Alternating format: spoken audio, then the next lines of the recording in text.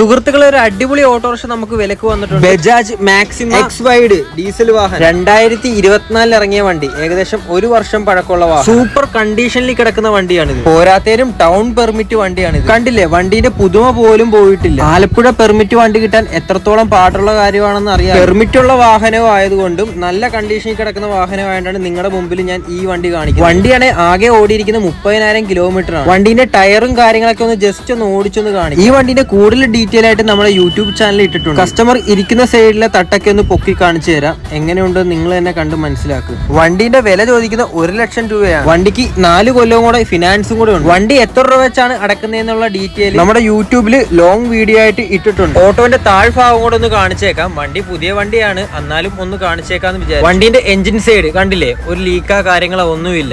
ഈ വണ്ടി എടുക്കാൻ ഉദ്ദേശിച്ചിരിക്കുന്ന ആളാണോ ഈ വാട്സാപ്പ് നമ്പറിൽ മെസ്സേജ് ഇട്ടാൽ മതിയാവും. ചെറിയ ഓട്ടോറിക്ഷ വിശേഷമായിട്ട് നമുക്ക് ഇനിയും